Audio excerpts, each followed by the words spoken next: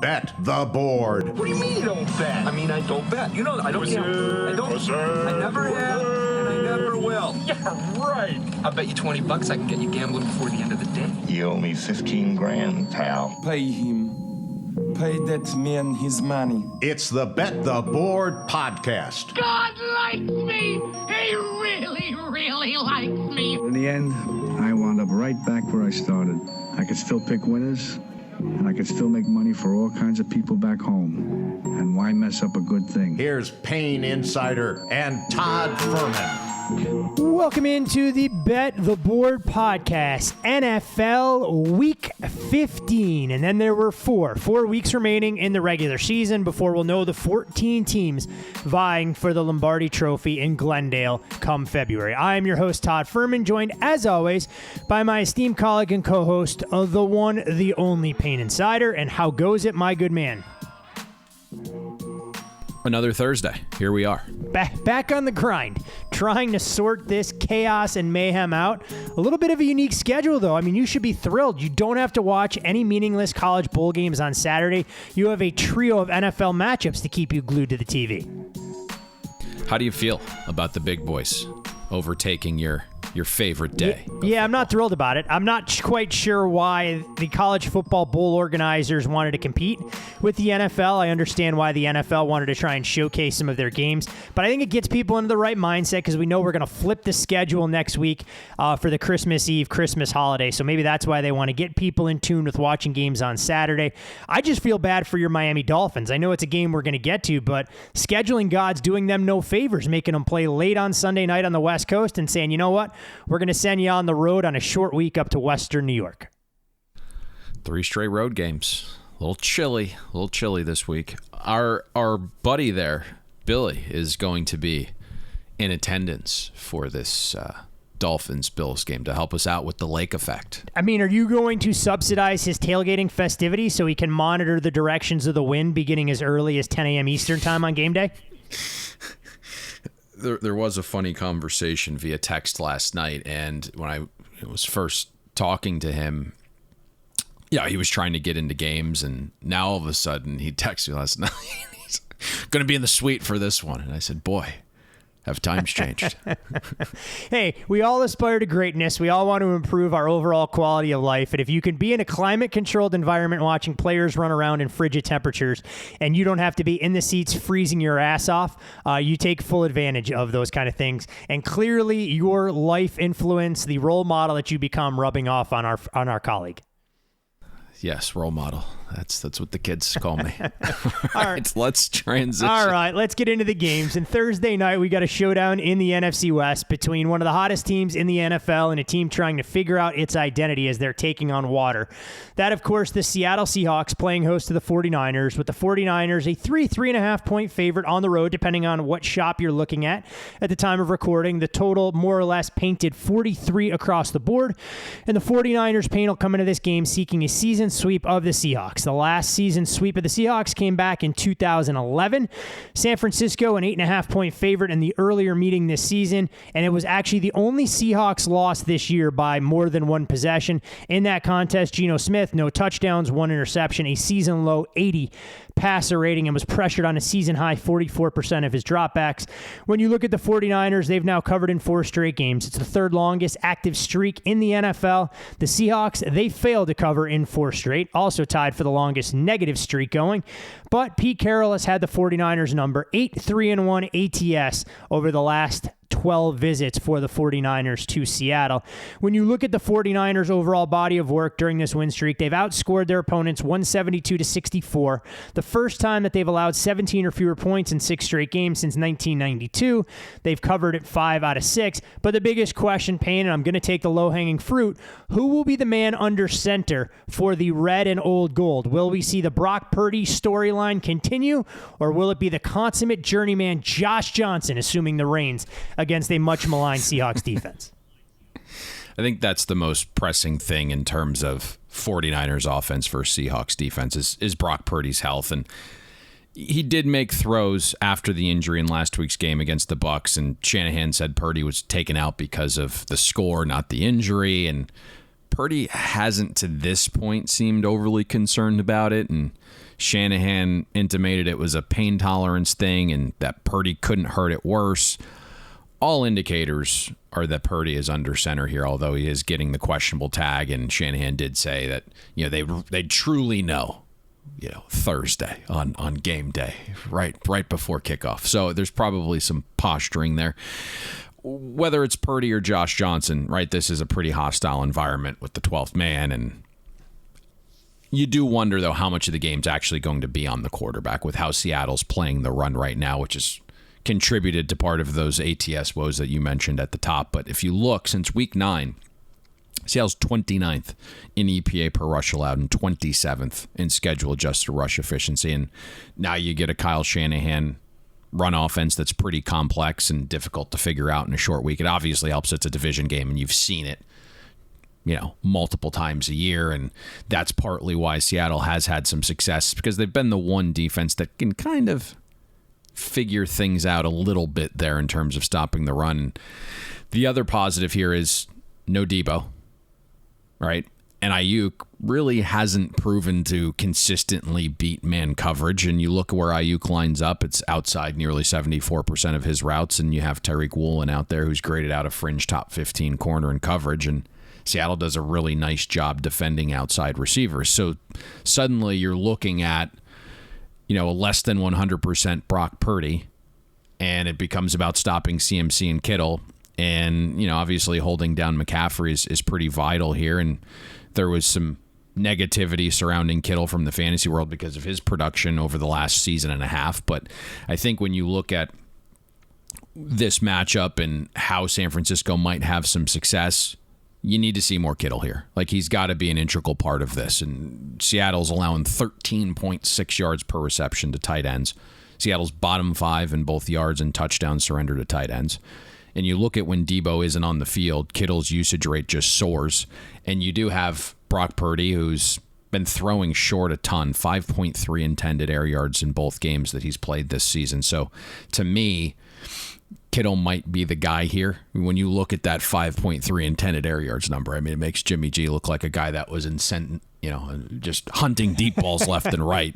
But that wasn't the case either, right? I mean, Garoppolo's bottom 7 in the league in intended air yards per pass attempt as well. But that's just how short Brock Purdy's throwing it. Seattle also giving up 7.4 yards per target to running back. So this very much feels like, if San Francisco's having success tonight, it's CMC on the ground, it's CMC and Kittle doing damage in the air. But back to my instincts here, Todd, it's like, I don't know if the 49ers are going to have as pronounced an advantage running as the numbers indicate. And you listen to Kyle Shanahan talk in his presser about how this building has given the team problems over the years. And you do have this rookie quarterback that's not 100% making his first road start. This is the last chance Seattle has to make a run at the NFC West division, to where you win and you cut the 49ers lead to 1 game, you lose and you're 3 back without the tiebreaker. And you hit it perfectly at the top is, there were a few shops that were at 4 on this game. They were taken out immediately. We're now trending to 3 here. So it just intimates that Seattle might give the 49ers a little bit more trouble than you'd be led to believe on the surface. If Seattle's going to have success, they're obviously going to need the offense to be more effective and efficient than what we've seen in recent weeks. You look at Geno Smith's full body of work, a passer rating north of 106, third in the NFL. He's got 11 games with multiple passing touchdowns, 9 games with a passer rating over 100. But current struggles suggest that he hasn't exactly been at his best. 10 total touchdowns, 7 turnovers in his last 4 games. And the reality of it is he threw 2 bad interceptions to kick things off, spotted Carolina a 17-0 lead, and it led Geno to talk about just simplifying the game, trying to play within the confines of the offense, not trying to hunt that big play. That obviously gets a little bit easier. Kenneth Walker, a full participant in practice. We know he was shelved last week. There was no ground game to speak of against that Carolina defensive front, and quietly Seattle is getting productivity not just from their top 2 receivers, but Marquise Goodwin contributing as well. Payne, we know San Francisco defensively has answered answered the bell. Nick Bosa making a strong case and a run at Micah Parsons to be Defensive Player of the Year, especially when you look at the way those odds have shortened. He leads the NFL in sacks at 14.5 quarterback hits, and no 49ers player has led the NFL in sacks since it became an official stat back in 1982. But the 49ers are a little bit banged up with some of their depth pieces. They're getting healthier with their star power, but again, on the road, quick turnaround, a team who's played maybe above their skis a little bit, could find a desperate Seattle offense tough to counter. Yeah, I mean, Seattle's offense from its peak is downtrending a little bit, to your point with Geno. And just matchup-wise, you think about a Seattle team that over the years has wanted to run the ball. You can't really do that against the 49ers, although some of that depth on the interior, the defensive line you hinted at, is likely out for this game for the 49ers. But the other thing, as we kind of, harken back to when we broke down Seattle versus the Buccaneers in Germany, was that Seattle's offense really hasn't performed well when it steps up in class. It's done really well when it plays at or below its weight class. And obviously, right, like you play tougher defense, it's going to be harder to move the ball, it's going to be harder to score. But when Seattle steps up in class against top 10 defenses or better, they play far worse than expectation, right? You're expected to dip a touch, but the downswing has been massive for Seattle offensively in some of these matchups. And so weeks 1 and 2, when you had Geno and the Seahawks play the Broncos in this very 49ers defense, negative 0.11 EPA per play. Week 10 against the aforementioned Bucs in Germany, if you look at the first 3 quarters, Seattle averaged negative 0.23 EPA per play. And then just last week, you kind of hinted at Seattle not being able to get that ground game going against Carolina, a defense that's playing at a top 5 level in adjusted efficiency since week 10. Seattle's offense, negative 0.14 EPA per play the first 3 quarters. And so you look at that dichotomy, and then you think about all the other defenses combined that Seattle's played on their schedule that isn't the Broncos, 49ers, Bucs, or Panthers. Seahawks offense operates at a top 5 level in EPA per play. But, it's a bottom 5 offense against those 4 defenses. And so you're kind of playing in that class here despite some of those injuries. And I think when you look at what DeMeco Ryans has done schematically, yes, it's a short week, but it's a somewhat familiar offense. It's a familiar environment. He's an elite mind. I think that's going to be interesting here. If you can force Seattle to be one-dimensional, which I think probably is what's going to transpire here, right? The only path then is Geno through the air to Lockett and DK. And if you've paid close attention, Geno found himself on the injury report late last week with a shoulder injury. And then he went out there and he was wearing a full sleeve on his throwing arm and some type of support around the right shoulder against the Panthers. If you paid close attention, that wasn't the case against the Rams. And so when you look at some of his production last week, he completes the lowest amount of passes he's had in a game this season, and by 6%.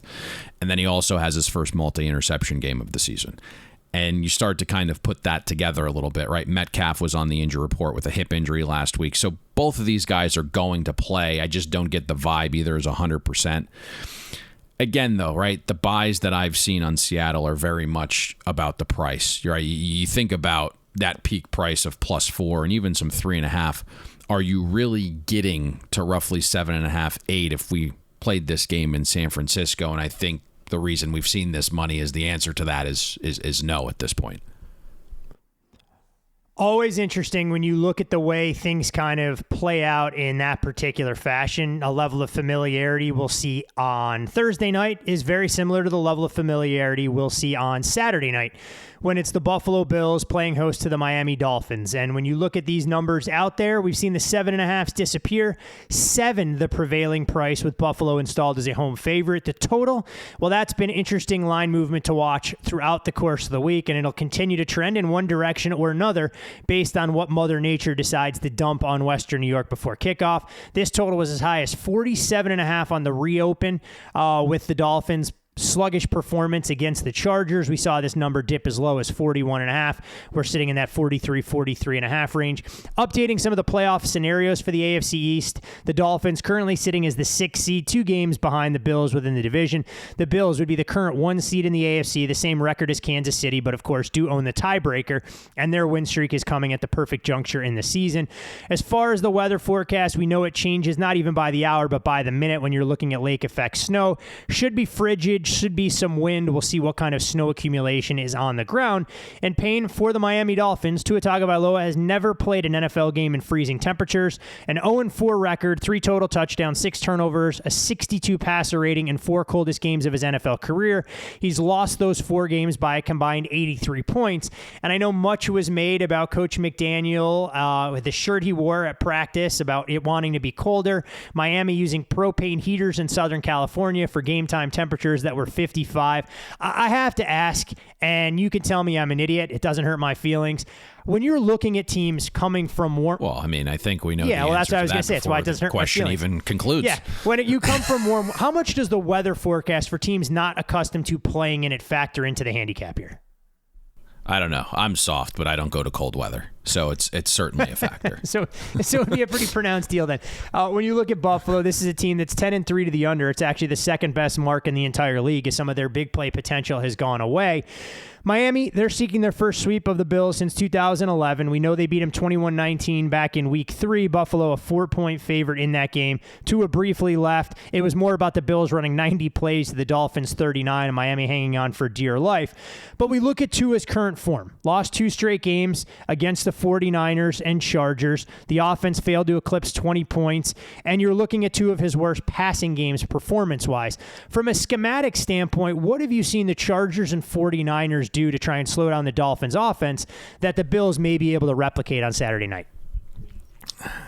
Yeah, there's probably a lot there. I think it ultimately comes down to what Mike McDaniel comes up with, because at this point, it's out there, and it's a copycat league. So this is very much on Mike McDaniel, and you kind of rattled off some of the playoff scenarios at the top. It's interesting because it's a massive game for both teams, but I just think we all trust Buffalo a little bit more, and we're still searching for answers as to what Miami actually is. And so it feels like a bigger game for the Dolphins, especially on offense. And you start to parse through this schedule a little bit here. It's like the 5-game win streak. It's Pittsburgh without TJ Watt. It's holding on for dear life against the Lions before Detroit started figuring things out. It's barely surviving in Chicago. You get Cleveland. It's a bye week, and then the vaunted Texans, right? Like those 5 defenses have an average efficiency rank of 24th. So this is just a massive step up in class. And to your point, suddenly you're faced with this uptick, not just this week, but what you've seen the last few weeks. And you just wonder if that's the barometer for what we should be expecting from Miami's offense, because that felt like a shock to the system, right? You're going out west, you get a 49ers defense that just manhandles you for the final 59 minutes. And then candidly, a guy that we've been a little tough on in Brandon Staley, certainly a good defensive mind, just comes out and pencil whips Mike McDaniel. You mentioned the heaters Miami's using on the sidelines. Just 58 degrees. I don't understand what was going on there. I mean, I would have been able to survive that. I mean, it's just unreal. And then something I mentioned, I think last week as we broke down some of those games, but Mike McDaniel starting to say some interesting things about Tua if you read between the lines. So there's just a whole lot of weirdness going on. And then you factor in it being Miami's 3rd straight road game. They flew from Miami to California, camped out there for 2 weeks. Now you head back across the country for your 3rd straight road game into some frigid temperatures. And this place has just been a house of horrors the last 20 years for Miami. And I was looking at that this morning. Since 2002, games played in Buffalo on October 31st or later, Miami hasn't really been competitive. 3-12. On average, with those 15 data points, the Dolphins have lost 28.3 to 15.7. Specific to your question, right? I think we're wondering if the injuries in the defenses have caught up to Miami. And you're starting to see that a little bit in the numbers, right? The first 10 weeks, the Dolphins are number 2 in offensive efficiency. Since week 11, they're 27th. The ground game hasn't worked, so they've been pretty one-dimensional. The ball is not being spread around to all the weapons It's very much been a two-man game for Miami with Tyreek and Waddle, and defensive has started to adjust. The injury bug hit, right? I mean, Teron Armstead's playing at like 60%. Austin Jackson's out. Those are Miami's two tackles. Waddle limped around in the 49ers game. Tyreek limped around in the Chargers game, only played 67% of snaps. Jeff Wilson left on a cart last week. Apparently, that injury isn't as bad as it first was thought, but he hasn't practiced yet this week. And then Monday, we talked about McDaniel and Tua taking so many damn deep shots and trying to live in that intermediate to deep area, specifically in the middle. And that Tua managed to have the highest intended air yards of any quarterback last week, but the very worst EPA plus completion percentage over expectation. So you had a ton of third and long situations, and I think that's starting to be talked about a little bit more in the middle of this week. But everything can't be a deep ball. There has to be some level of creativity in the short pass game. It just can't be this two-man show. But when we are searching for Waddle, he's got great catch and run capabilities. We've seen that. He was fantastic last year where you throw a short ball to him and let him operate afterward. He's got to be the underneath guy here. And I think if McDaniel isn't going to adapt here, he is simply not going to beat Buffalo in the deep to intermediate areas, especially over the middle. You kind of just think about this matchup. McDermott plays his safeties back. So you're very difficult to get the ball over the top of their heads. Buffalo just does not give up explosives. And then you have Edmonds and Milano, and I know Milano's questionable here, but they're both fantastic coverage linebackers. And so defenses have figured out that Miami wants to attack the middle of the field, and so if you look at Tua, completing 35% of his passes over the middle of the field the past two games. So for Miami to survive here, the running game has to be serviceable, but the Bills do a very good job creating some penetration in the run game. They're number one in yards allowed per rush before first contact. They just tackle like shit, so the rush numbers don't look as good, okay? They're third in schedule-adjusted rush efficiency. They're number 2 in EPA per rush allowed. So I don't know if Miami's going to be able to run the ball. Mike McDaniel has to get the other weapons involved, and there needs to be more complexity with the route trees. If those three things don't happen, we're going to see a repeat of the Dolphins' struggles late in the year up in Buffalo here. Yeah, it's pretty wild. I mean, you look over the last couple weeks, Tua's faced a ton of zone, a ton of too high safety look, a lot of the same concepts he's going to see against Buffalo. And while you talk about two receivers getting a lion's share of the receptions and such, Tyreek Hill continues to produce at a high level. We'll see how healthy he is. I know he was dealing with that ankle injury, icing it every time the Dolphins came off of the field. But Jalen Waddle has been somewhat of an afterthought. Just 3 catches on 9 targets for 40 yards over his last 2 games. Before that, he'd had 6 straight games of 60-plus yards receiving, and they're obviously going to need much more from him in this particular spot. On the other side of the ball, Payne, this is a Bills team that's now won 5 straight games. We know what they've done, or 5 straight games against the Dolphins. We've seen what they can do from an offensive standpoint. Josh Allen specifically, 7-2 in his career, 317 yards per game, and a 27-6 touchdown interception ratio against these Dolphins. And Buffalo, though, having problems in their own rights. It's Stephon Diggs and everybody else trying to pick up some of the scraps that are out there. And Ken Dorsey came out this week, talked about some of their execution, their inability to sustain drives. If you are Buffalo, where does the best path to success lie when you're attacking this Dolphins defense?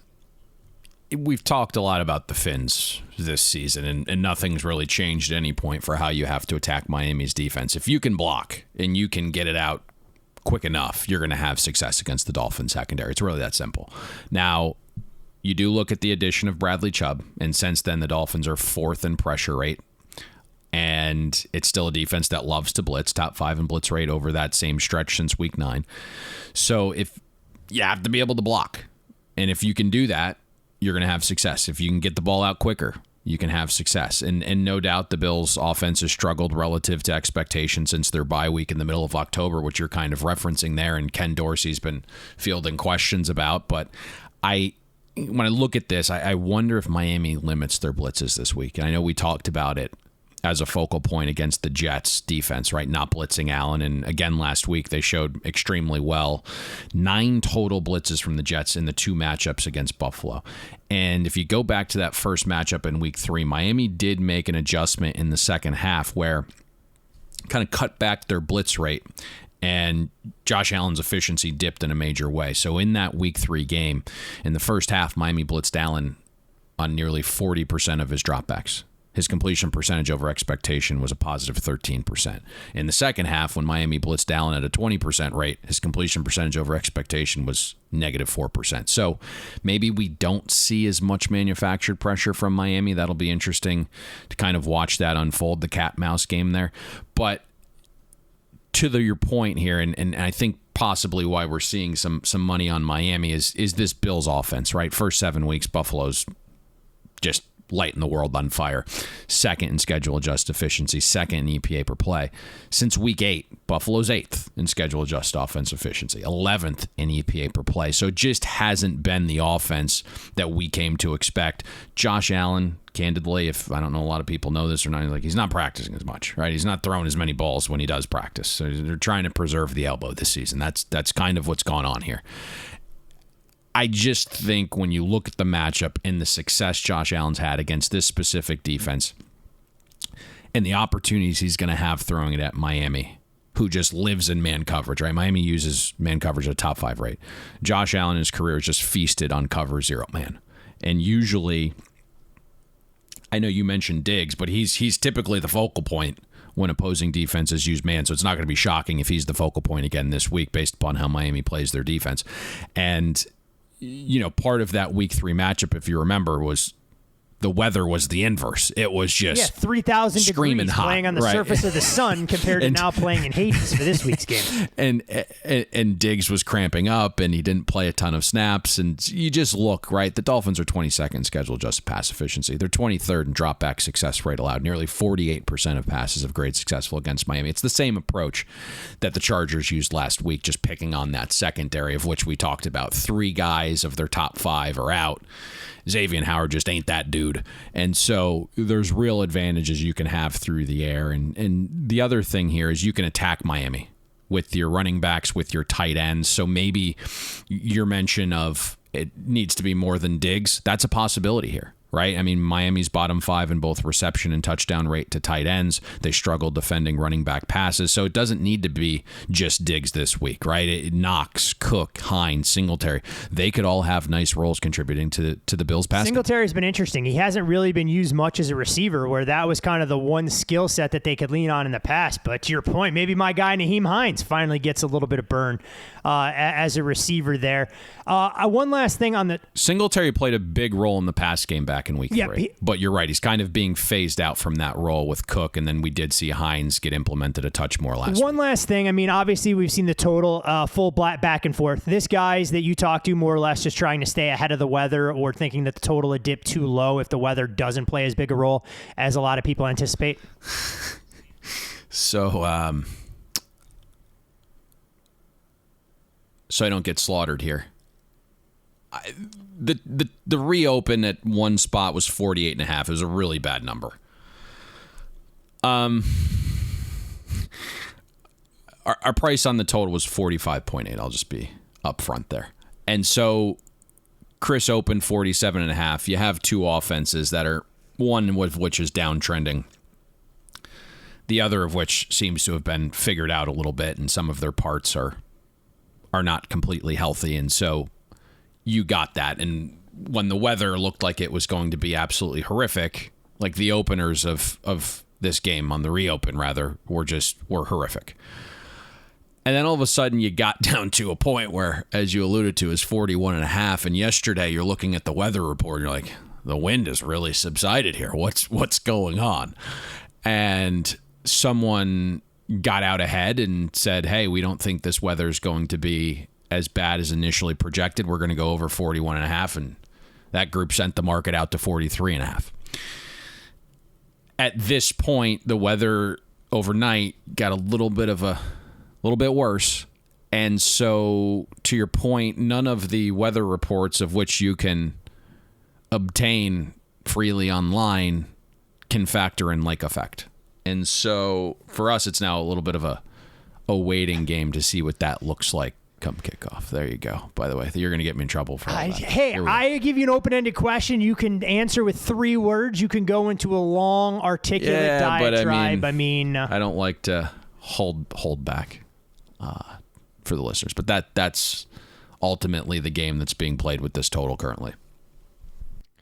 You can follow Payne on Twitter at Payne Insider. I'm Todd Fuhrman. You can follow me there. Most importantly, follow the podcast at Bet the Board Pod. And when we go from Western New York to the swamps of New Jersey, that's where we'll see the New York Jets playing host to the Detroit Lions. Game widely available at Pick'em. Total on this one sits at 44.5.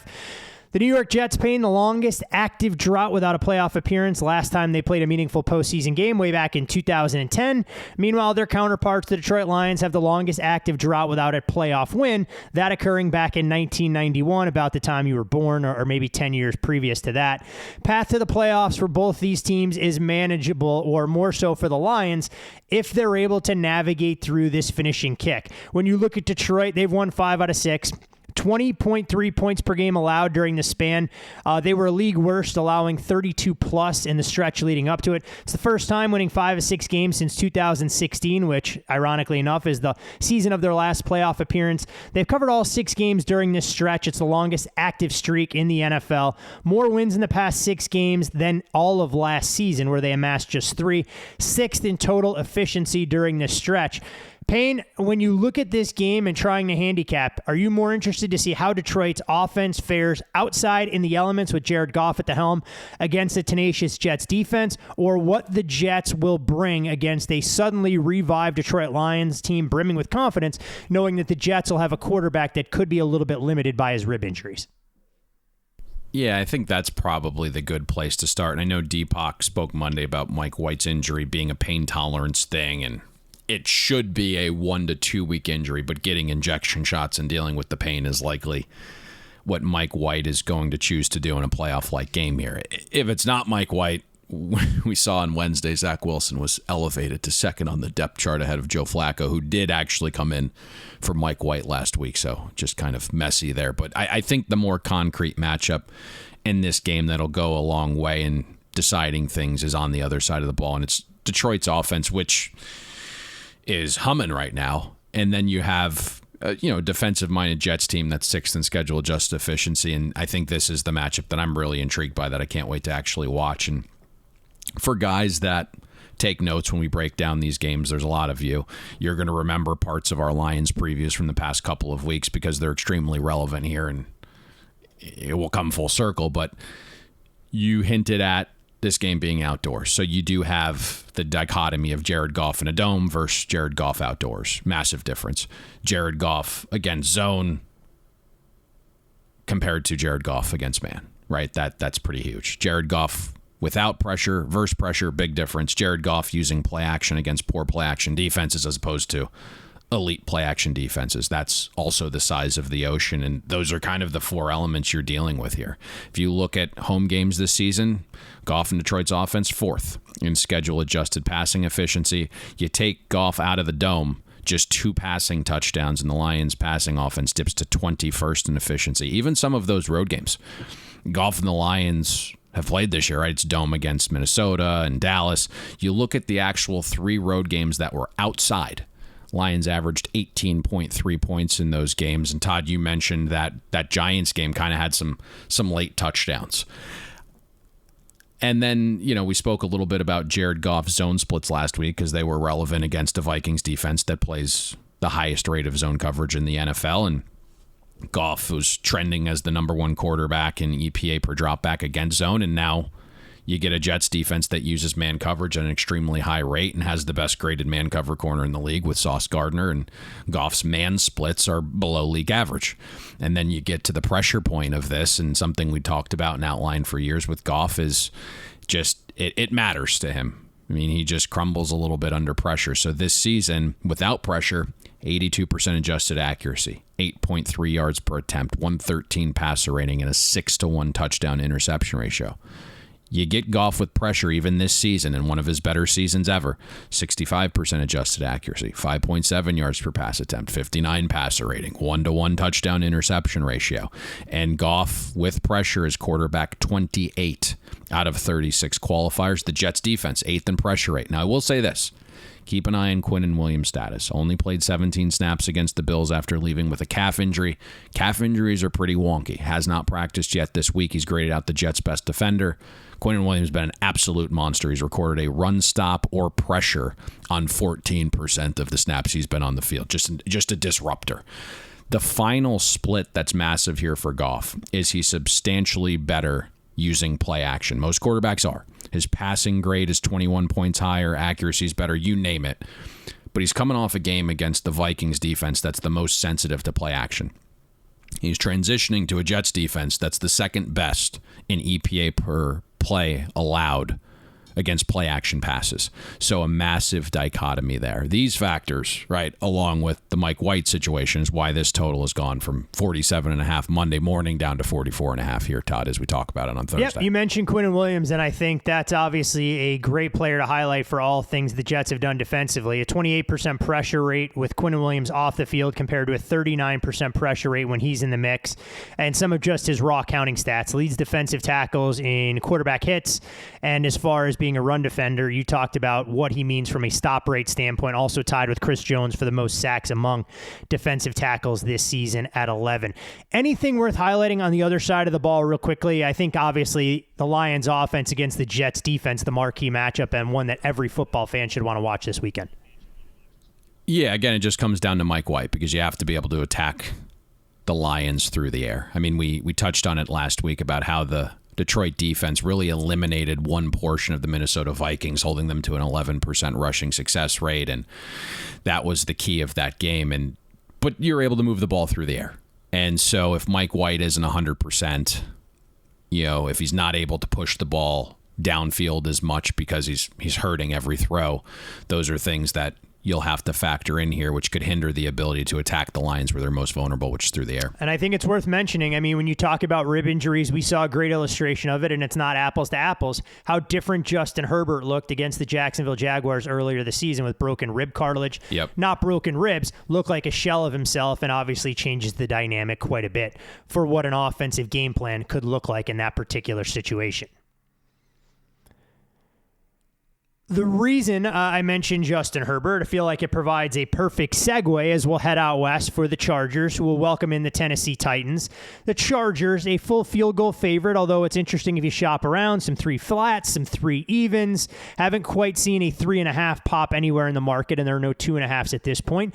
Total on the game up a touch from where it opened, 45.5 at some shops, out to 47.5. Matchups to watch in this game, obviously the Titans rushing offense against the Chargers rushing defense. Derrick Henry, second most rushing yards in the NFL this season, just under 1,200. Meanwhile, the Chargers' most yards per rush allowed in a single season in the Super Bowl era if the season ended today.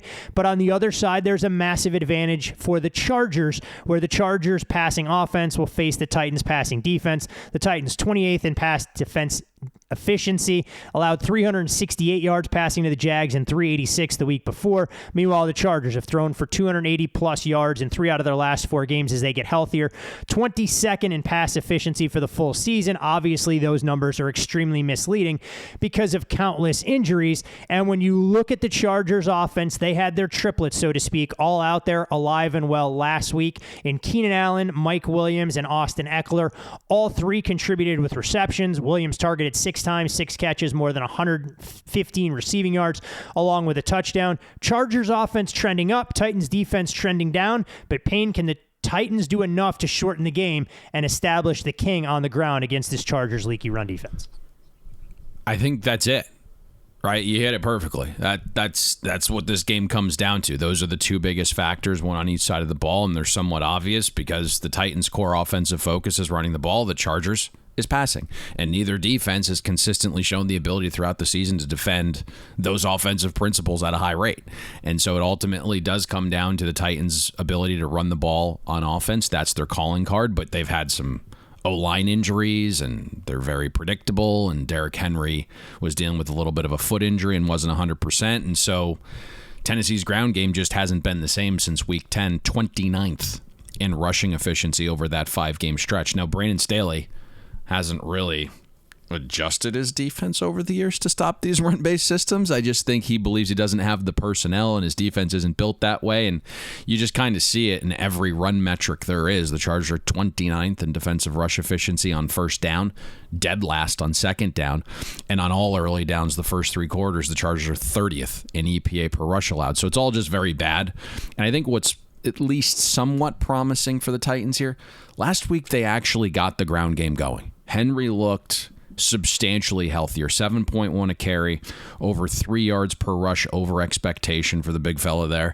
The problem was the Titans got down 3 scores, and basically Henry was scripted out of the game from a run perspective. And so for the Titans to have a chance offensively, it's pretty simple, right? They can either run it or they can't, and that's ultimately what this is going to come down to, because you just look at Tannehill's splits. Like, when they are able to run the ball and he's able to throw efficiently with play action, he becomes a different quarterback himself. On the other side, you hit it perfectly, right? It's about the Chargers attacking Tennessee through the air. That's been the perfect approach back-to-back weeks by Philly and Jacksonville. You just can't run on the Titans, right? I mean, it just becomes this mission in futility. I mean, Tennessee's number 1 in defensive schedule adjusted rush efficiency, number 1 in EPA per rush allowed, number 1 in rushing success rate allowed. That's the actual triple crown for run defenses, okay? And so this will automatically be a pass funnel matchup on this side of the ball, because you can throw on Tennessee's defense, right? And you have a Chargers offense with a quarterback in Justin Herbert that averages the most dropbacks in the league with nearly 48 a game. And I think you have to keep your eyes peeled on the Titans injury report, because not only is that their weakness, but we know they're injured as well, right? Molden and Farley and Moore are all on IR. Christian Fulton, Trey Avery, and Lonnie Johnson all missed last week. Their status is important to monitor. David Long and Zach Cunningham are on IR. Cunningham was just moved to I believe the active roster, which opens up his 21-day window, but it's unknown if he's going to actually be able to play this week. But if he can't go yet, and Long is on IR, and we know Landry's out for the year, there's some issues at linebacker as well for the Titans that I think we mentioned on Monday. So could be trouble there. And then along the D-line, right? Jeffrey Simmons has been playing through an ankle issue, and Danico Autry has missed the last 3 games. I'm not sure he's going to be ready for this week, but did return to limited practice earlier. We know Deshaun Hand's also on IR. So it's just been this beaten and battered Titans defense that just hasn't allowed them to play to their level of success. And we know the secondary was a problem to begin with. That got beat up. Suddenly Autry goes down. Simmons isn't 100%. Landry's out, and you're just not getting the pressure, which helps kind of alleviate some of those issues in the secondary. And it's just not here, right? I mean, you're looking at the Titans defense 28th in schedule adjusted pass defense, and they've played a pretty poor schedule across the board of passing offenses, and you hit it perfectly with the Chargers getting some of their weapons back. I mean, Mike Williams looked healthy. Keenan Allen looked healthy. Gerald Everett returned as well. And so ultimately, that's why this total has been smacked over from 45.5 through that key of 47 out to 47.5 as we record this, that, both offenses have matchup advantages, and it's their core strengths. Both defenses have some injuries, and we're going to have to monitor those things. But ultimately, matchup advantages for both offenses, and it's why we've seen this total move 2 points. Yeah, you mentioned Danico Autry, and I was blown away with some of the numbers there. Obviously, the opponent has to be adjusted for accordingly, but you look at Autry's absence over the Titans' 3-game losing streak. The Titans ranked 30th in pressure rate without him in that span. They were 8th prior to that. He still leads the Titans with 7 sacks this season, now tied with Jeffrey Simmons for the team lead in pressures, despite, again, not having logged nearly as many reps. And for some of the concerns offensively with the Titans, they're averaging 18.5 points per game this season, 26 in the NFL. That would actually be the fewest regular season points per game by a playoff team since the 2016 Houston Texans. We talk about AFC South degrees of separation. Leave it to the Titans and Texans to be mentioned in the same breath. Have not scored 28-plus points in a game this season, and the second half, well, I don't know what kind of adjustments they're making at the break. 5.4 points per game in the second half this season. It's actually the fewest by any team since 2013 when the Tampa Bay Buccaneers were a little bit worse in that regard. So a fascinating matchup from an X's and O's standpoint to try and see what we're going to get on the West Coast as the Titans will look to trend in a positive manner. Meanwhile, the Chargers with a win here, knowing that they could have some reinforcements in the wings, whether it's Rashawn Slater or Joey Bosa in coming weeks, insert themselves very much into the AFC playoff discussion. Speaking of football on the West Coast here, Todd. Yeah, I'm seeing it. I don't know if you saw this. I'm seeing it. Bobby Petrino offensive coordinator at UNLV. Boy, you're going to have to hurry up and get married before that guy. I was going to say, I got to keep my better half away from UNLV practices because we do have some familial ties there with my soon-to-be brother-in-law involved in football operations and a variety of other things. But you know what? Maybe I should run to get my Doug Brumfield for the Heisman Trophy tickets in now if UNLV can complete a forward pass and do some things. But obviously interesting, the dynamic in place there with the offensive coordinator they're bringing in, the former head coach of Missouri State, where it happened to be Barry Odom was the head coach before. So a lot of ties through that Arkansas-Missouri corridor coming out west to revolutionize Mountain West football. The Odom hire was kind of out of left field, but I got to tell you, I don't mind it. I mean, he's pretty innovative, getting the best out of Arkansas's defense with the parts it had, competing in a conference against superior players. So this is interesting, right? There's some actual brain power. The rumor mill was strong in that particular hire. I mean, there was a Stoops thrown around as a potential guy to take over. That would have been a disaster. To take over UNLV football. For a little while, was Ed Orgeron being talked about, given some of his recruiting ties. You want to talk about an interesting trio, I guess now quartet. Barry Odom, the most buttoned up of the other three guys who might have got themselves in a lot more trouble off the field. The jury's still out on Bobby Petrino, though. Should be a fun situation to try and watch and monitor. I'll have to see where he sets up shop, hopefully not too close to my abode. You would have had to set the under over at 4.5 days a week that Coach O was out there shooting dice and drinking per week. I mean, that would have been trouble. Would have been a hell of a fun. You got to do what you got to do, and if it's going to help you land recruits and you spend your off days in adult establishments to try and land NIL deals, there are a lot of folks out here with deep pockets who'd like to see UNLV football relevant with some of their facilities. But yeah, an interesting program to watch for sure. Into the Sunday afternoon time slot, when we look at a game like this, obviously some star power with one team performing maybe above expectations, the other team trying to figure out their identity, which is always a bit troubling when they have 13 games under their belt. That, of course, the Bengals and Tampa Bay Buccaneers. The Bengals, 3.5-point road favorites, total on the game 44. It'll mark the first ever meeting between Joe Burrow and Tom Brady. Burrow, the quickest number one overall pick as far as quarterbacks are concerned to reach the Super Bowl. Tom Brady was the second youngest quarterback to win the Super Bowl MVP all time at just 24 years of age. Two guys that love to get the ball out of their hands quickly, and you can understand why with some of the question marks both have to deal with as far as their offensive lines are concerned.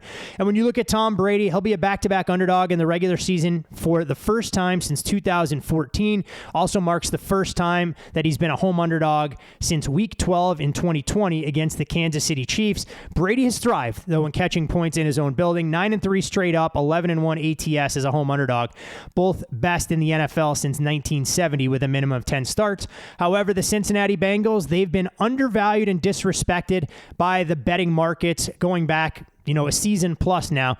10-1 ATS in their last 11, 18-3 ATS the last 21 games, something that you don't see in the National Football League, which is the model of efficiency. Payne, Joe Burrow, interestingly enough, listed on the injury report with an elbow, listed as a full participant, but still always raises some red flags there. T. Higgins, Tyler Boyd both practiced on Wednesday. They weren't able to finish last week's game against the Cleveland Browns. We want to monitor Trey Hendrickson. Taylor wouldn't rule out him playing this weekend despite having a broken wrist, knowing that there are bigger fish to fry for the Bengals. But when you look at this game and try and figure out a case to be made for either the Bengals as a road favorite or the Bucs on the other side, is it more about the Bucs trying to figure out what they can do offensively or their defense's ability to bounce back from a pretty poor effort last week, both through the air and on the ground against the San Francisco 49ers?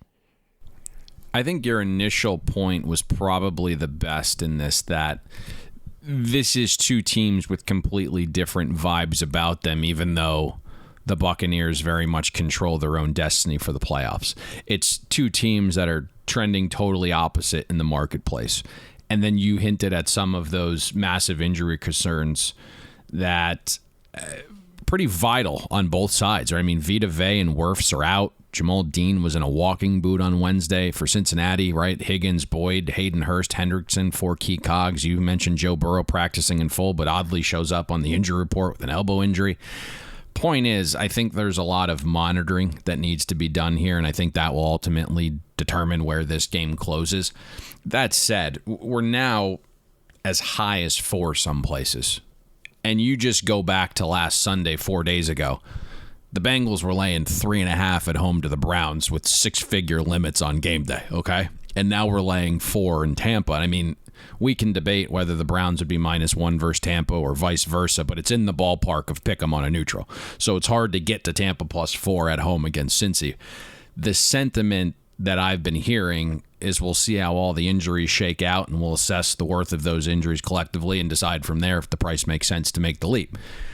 In terms of a matchup, we obviously know Tampa's offense has been a struggle bus of late, and I don't think it'll ever get back to where it was during the Super Bowl run with Bowles and Leftwich hitting the buttons, and then you have some O-line injuries. But Cincinnati's defense since week 9 has started to dip a touch. First 8 weeks, it was a top 10 unit. Since week 9, it's average. You look at Tampa, they've played some tough defenses in the last couple weeks, right? You get Dennis Allen, who's pretty much stifled Brady anytime they've played each other, and then you go out on the road and you get an elite 49ers defense. So this feels like a tiny step down in class. Brady's at least been on the same page with Chris Godwin as he's trending healthier, and if you look, 75% of Godwin's snaps are from the slot. The Bengals have been shredded by slot receivers, bottom 5 in the league in both catch rate and yards per target allowed to slot receivers. I'm not really a fan of playing tight end roulette, but Brayton Otten are also second and third on the Buccaneers in slot snaps, so maybe one of those guys emerges a little bit here. But I just don't have a lot in this game. I think Price ultimately is figured out with the injuries and how those unfold here. But those are two things that I think are most important as I look at this game at this point in the week. And, we've seen some over money in the market based upon some of these injuries, but you have a really good ref in this game that typically trends towards the under. So it'll be really interesting to see how this unfolds, but ultimately we're just playing the injury report game here and figuring out if the price is ridiculous based upon who's up and who's down. How much should we make of a report that came out this week? And you always wonder the timing of these things versus who has something to gain and why the narrative spins about Tom Brady holding these player-only meetings the night before games and the coaches not being able to figure out the kind of adjustments Brady has made to the offensive game plan midway through the first quarter or even further into the games. I mean, is that an overall sign of disrespect for Byron Leftwich, or is it something that Brady should be more aggressive about trying to do, knowing the game plans we've seen from Leftwich and this Bucs offense have left an awful lot to be desired for the first 3 quarters? I mean, it's narrative-based stuff, but it is what it is. Right? I mean, this is something that's been going on within this organization for a couple seasons now. Because if you remember last year, it was the Byron Leftwich, Tom Brady offense, and then suddenly in comes Bruce Arians on Thursday and Friday with his red marker just crossing shit out, and that was the contention between Brady and Arians. And now all of a sudden this season, whether Tom Brady doesn't feel like this is the Byron Leftwich he's grown accustomed to and Todd Bowles has too much control, he's going to take the bull by the horns knowing that these games are extremely vital. And I don't know what Tampa Bay is. We obviously know they're really down compared to previous iterations, but within that locker room, those guys probably are saying to themselves, hey, we're in first place. Get into the playoffs, anything can happen. And so Tom Brady's just doing anything he can to get these guys back on the same page. But he's the GOAT. So he's going to have a long leash in terms of doing shit on his own. Is it the right approach? Could another quarterback get away with it? Absolutely not. But it is what it is at this point. Reggie Dunlop, player coach for the Charleston Chiefs back in the day in the great movie Slapshot. Maybe Tom Brady needs to be the offensive coordinator, head coach, and get out there and call the plays to allow this Bucs offense to flourish and figure out an identity. When you look at some of the numbers for the Bucs this year, situational football, they're 21st in third down conversion percentage and red zone touchdown percentage. They were second in both departments last year. With no Gronk, Tom Brady, you talked about tight end roulette, just 3 touchdowns targeting tight ends. He had 21 from 2020 through the 2021 season. The rushing game non-existent. 73 yards per game and yards per carry at 3.3. Third and long, worst conversion percentage on 3rd and 10 and longer. Mike Evans, 9 straight games without a receiving touchdown. And you look at the last 3 weeks, it's taken him 25 plus minutes to even log his first reception. Just a lot of challenges that this Bucs offense will have to figure out, but can't bury the lead. You mentioned it's still very much in control of their own destiny in the much maligned NFC South. A win here would put them in a good position, knowing that Carolina's got some work to do in front of them if they're going to prove to be a viable threat in that department. The final game of the day takes us to familiar territory in the nation's capital, where historical rivals will do battle in a game that we saw only a few short weeks ago between the Washington Commanders and the New York Football Giants. The Commanders, a 4.5-point home favorite in this contest. Total on the game sits at 40. And when you look at this game, Payne, it's unique for a variety of factors. According to the Elias Sports Bureau, it is the third time since the 1970 NFL-AFL merger that a team will play the same opponent in consecutive games. The other instances where it happened back in 1991, Seattle and San Diego, when they were both in the AFC West, and actually last year between the Cleveland Browns and the Baltimore Ravens. The Giants have only played 3 times on Sunday night since 2017, more an indictment of what the franchise has become. And obviously, their team's moving in opposite directions right now. The Giants started 6-1 on the season, or 1-4-1 their last 6. Washington started 1-4. They're 6-1-1 over their last 8. Both teams will finish with very difficult strength to schedule down the stretch, but a win here for the Commanders would put them in firm control of getting into the playoffs and having a chance to play for football's ultimate prize. Matchup to watch, in my opinion, all about handling pressure. The Giants do a terrible job, second highest pressure rate allowed in the NFL this season at 45%. Meanwhile, the Commanders, they generate pressure at the 5th highest rate in the league. And Payne, waiting in the wings, we'll see if he actually makes his season debut. Chase Young, the Washington Commanders continue to be coy about his involvement as early as this weekend. Yeah, I think they're continuing to be coy because it's not trending overly well. I mean, today's the day, right? Thursday's practice. Is he going to get in a full? If Chase Young doesn't, and he just continues to get in limiteds, I can't see you throwing him out there without a full practice and getting that vibe, right? Like, to me, coming off the bye week, Wednesday should have been the full practice, see how the body feels afterwards. So I don't know if we're going to get Chase Young in this spot, but there is a unique situation here that's caused the price to exceed, I think, what anyone could possibly have as a power rating when you keep in mind that Washington's home field advantage, one of the worst in the league, right? And even with players, if you've read this story, buying blocks of tickets during the bye to give out to fans for this game, still not much home field advantage for Washington. And so, the guys that I've spoken with, obviously there's been some money on Washington to come into this week. They've actually laid the money line at -200. And they're not really looking to lay the 4.5 or the 5, but it's mostly about the situation. Although the matchup kind of that you've hinted at isn't great either. But the unique situation is the Commanders have been able to game plan for the New York Giants, and only the New York Giants, right, since November 28th, right? They played the Giants, had a bye, playing the Giants again. And on top of that, there's this massive rest situation that is pretty massive this time of year, right? Like, there was some emphasis put on this specific situation early in the season. Had the guys at Sharp Football run this again last night, and I hate trends. I'm not a trend guy. But this one, again, makes a ton of sense to me. And since 2015, favorites of less than 13 points that play at home with extra rest after week 5, 72% straight up, 57% ATS. The sample is over 200 games. And so what that depicts is late in the season when teams are beat up, rest is a massive advantage. Rest matters more. Whether it's an extra day, a team coming off their mini bye, or an actual bye, like, it matters. The 13-point threshold was used to help create a larger sample size, and so 200 games is pretty interesting to me. Past that, some of the matchups are interesting, right? I mean, you're looking at the Commanders' offense. It's trending well with health. Commanders' defense is trending well in terms of efficiency. So it's just a team that's, I know they're winning some games, and the power rating might not necessarily indicate a team that's this hot, but you're looking, right, since week 8, Commanders defense 7th in schedule adjusted efficiency. They've made a huge leap in pass defense. Keep your eye on Kajus, because he's been a reason for some of that improvement. Was limited on Wednesday, but that's a guy to focus on a little bit. Washington, we know, is one of the best run defenses. They have the ability here to take away Saquon. Washington has the ability, to your point, Todd, to pressure Daniel Jones, right? I think our numbers might differ a little bit, but they're close. Washington, 4th best in pressure rate. Daniel Jones pressure on more than 44% of his dropbacks, so it's just not a good combination there.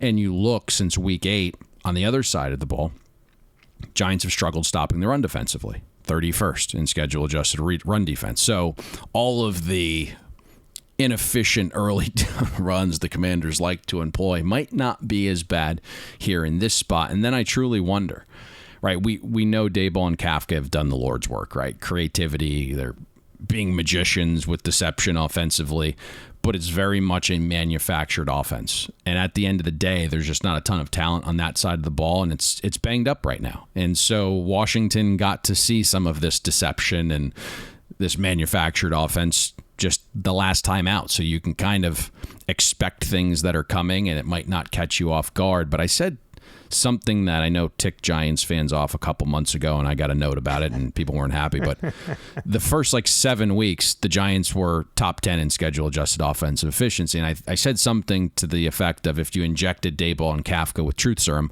they'd tell you the Giants' offense isn't a top 10 unit. And from week 8 onward, you're looking at an offense number 19 for the Giants in our efficiency metrics. So there's two teams that are just trending in complete opposite directions. And I think if you just kind of created your power number from, say, week 8 of the season onward, it's why you're looking at a number as high as 5. If you were using full season data, you certainly don't get there. And so that's the ultimate game here between bettors, guys that use their priors compared to guys that are substantially weighting the most recent results, and their priors are starting to wane out from earlier in the season. As someone heavily invested in Saquon Barkley this coming Sunday, that's not the breakdown that I was looking for. And I know none of our listeners give a shit about the fantasy prospects I may or may not have, but I'm a little bit concerned after his limited workload that he saw last week. But the good thing for Saquon, he wasn't listed on the injury report. That storyline has been interesting to follow, talking about the neck injury, him saying it occurred in practice, Brian Daboll earlier saying it didn't, but we'll see if the Giants decide to feed their horse, whether it's on the ground or letting him catch balls out of the backfield against a Washington defense that has a lot more horses than the Giants do playmakers when you're talking about trying to make a case for Isaiah Hodgins potentially being the Giants' number 1 receiver. There was some smoke to the idea that the Giants, and this is going to sound weird because you're never throwing games away, but the Giants were more focused on this game than they were last week, that this was the important game to them within the grand scheme of their playoff hopes, and that if that game against Philadelphia get a little out of hand early, that they might not press some of their guys that are battling through injuries. And to your point, once that became a little bit of a 2-score game, we didn't see a ton of Saquon out there. No, smart and strategic. You have to live to fight another day sometimes, and giving the ball to Saquon Barkley 30 times when you're chasing a multi-score deficit probably was not going to be the recipe for success, given the Giants' inability to do much of anything to slow down Jalen Hurts or Miles Sanders, who's ripping off long gains long after that game had since been decided. You, of course, can follow Payne on Twitter at Payne Insider. I'm Todd Fuhrman. You can follow me on social media as well. Most importantly, follow the podcast at Bet the Board Pod. And if you haven't already done so, encourage all of you, our loyal listeners, to check out the Cardboard Chat podcast. Payne does an excellent job as a host with minority owner of PWCC, Jesse Craig, as they break down the rapidly expanding trading card space. And Payne, I know we haven't talked a lot about that podcast, and we've run a little bit long, but I want you to kind of peel back the curtain a little bit on the process there for some of our listeners who might just tune in for our football breakdowns and not have checked out an episode of Cardboard Chat just yet. I appreciate you putting me on the spot there. We felt like this was a good implementation, that our audience obviously are sports fanatics. We're all investing in sports, and there's certainly a synergy between sports cards and memorabilia in the betting space. And I think one thing we touched upon at the top of the very first episode we did was now there's limit restrictions out here in the betting market. And when it comes to futures early on the season, that's a very high hold market. So you can back some of your opinions where you might not want to enter that high hold market in sports betting. And you can start picking off players, right? For instance, if you decided you liked Josh Allen and you thought the Buffalo Bills were going to make a run to the Super Bowl, and you're like, hey, I don't really want to enter a 38% hold market and take 6-1 on the Bills. investing in Josh Allen's cards would have been a lot better approach, and you could have gotten substantially more money down in that, in the card market. And the ability there was you could have an opportunity to then sell those Josh Allen rookie cards before actually having him win a Super Bowl, because a lot of times as they make those playoff runs, the hype gets built into the market. And what you'll notice is if you sell off right before that Super Bowl game or that final playoff game, you can capture just the same amount of money as if the Bills had won the Super Bowl on those cards, just because the hype just gets so overwhelming in the market. And so there's a clear correlation there that we thought a lot of our listener and audience would enjoy. We all collected cards as kids. We're sports fanatics. It's just a very good synergy. And so that's been widely accepted by a lot of our listeners, and we greatly appreciate it. So this is your veiled way of telling me I should unload my entire Geno Smith holding as his stock is about to bottom out, maybe as early as tonight if I was a trading card collector. But no, all kidding aside. Yes. No, we've had that conversion, though. Like, I can't tell you how many emails that I got last year from guys in the card space. And I think that was the kind of final straw, because we had been hemming and hawing, do we bring this to market for really the last 24 to 36 months. And I got a bunch of emails from card collectors last year saying, hey, you saved me a shit ton of money. You kept telling us the Arizona Cardinals were an absolute fraud. And I just started dumping all of my Kyler Murray cards. And had I held on to them to this point, we would have saw about a 75% dip. So that was kind of the final straw that was like, we need to go ahead and do this. Yeah, I mean, hey, look, I could tell you one of my buddies who was heavily invested in Justin Fields holdings earlier this year came real close to getting rid of everything, told him, hey, look, it's already bottomed out. Hang on to that as long as you can, and hopefully he's able to reap the benefits. But it's just another thing to talk about when you look at Bet the Board and the ongoing brand expansion around these parts in terms of us trying to do things to the best of our abilities, whether it's getting into college football and the NFL that have been our lifeblood, college basketball, of course, during March Madness, our recent foray into NASCAR, where we'll look to capitalize on that momentum as well. But all things that create some of those synergistic relationships, and always appreciate and encourage all sorts of listener feedback for what you guys are looking for, as long as that's not, hey, we want you to pick all 16 games on an NFL Sunday, because in no way in hell is that ever going to happen in NFL in any capacity. Now, what I can say is we do have one final thing to get done before we close up shop on this Thursday, and that's identifying an actionable element from the NFL slate for Week 15. And Payne, where are our trials, tribulations, and travels taking us this weekend?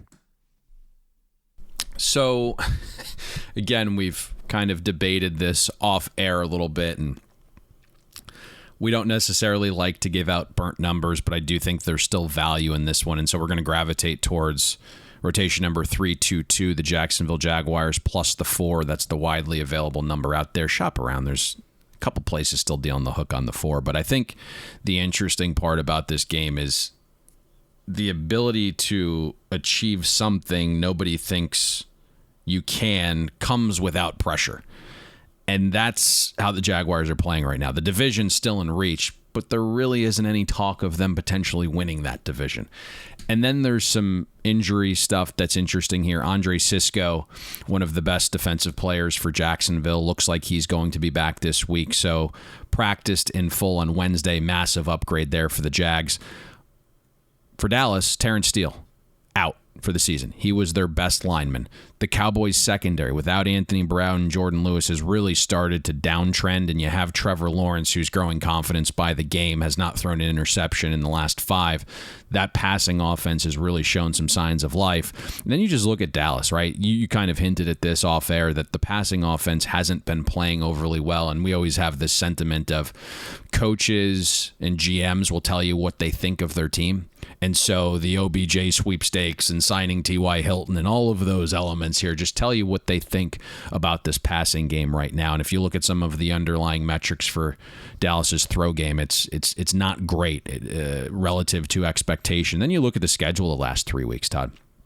It's a Giants team that's downtrending. It's a Colts team with just some media guy as their head coach, and it's the Texans. And you look at how those games are played. It's the Giants are leading at halftime in a game the Cowboys are a double-digit favorite. The Colts are down 2 heading to the fourth quarter, and the Cowboys are a double-digit favorite. It's the Texans leading with under a minute to go as a 3-score underdog, and they just kind of keep escaping with wins, and so their market price continues to stay high, but the reality is they're just underachieving, and so I think that's ultimately what you're getting here with Jacksonville plus the 4. It's still a nice value spot, still shows some value in the number, and ultimately I think they're going to have some success being able to throw the ball here. Hey, it should be an interesting game to watch. I mean, this is a Jacksonville team who we've seen some of their best performances, comebacks against the Ravens, looking dynamic offensively last week against the Titans, sandwiched around a lethargic effort on the road against the Lions, which suddenly looks a heck of a lot better as you saw Detroit do its best to kind of stymie what the Minnesota Vikings have done. So even this late in the year in one of the markets that's more efficient, public perception can oftentimes play a role and can give bettors the opportunity to capitalize on teams that are trending in very different directions. All right, my friend, we've covered a lot of ground. 6 games broken down as extensively as we know how to do. Our schedule for next week, we'll be back on Monday and Thursday for the NFL, trying to figure out exactly what a potential college podcast might look like. And again, more reason to follow Bet the Board on Twitter so you can get all of the updates right there available at a moment's notice. Anything else you'd like to share with the listeners before we wish them the best of luck on another busy NFL weekend? No, that's everything. Make sure you figure out where Bobby Petrino's located. We don't want Nick on the back of a hog whipping up and down the Vegas Strip. We'll keep tabs. We'll make sure we keep our house in order around these parts with Bobby Petrino's impending arrival. Best of luck to all of you, our loyal Bet the Board listeners. And come Sunday afternoon with a Jacksonville Jaguars ticket plus 4 in hand. Hopefully we'll see you at the window. Thanks for listening to Bet the Board. You can catch Todd and Payne every Monday, Wednesday, and Thursday during football season, breaking down the biggest NFL and college football games. And to make sure you don't miss any free best bets, subscribe to Bet the Board on iTunes, Google Play, Spotify, or wherever you listen to podcasts.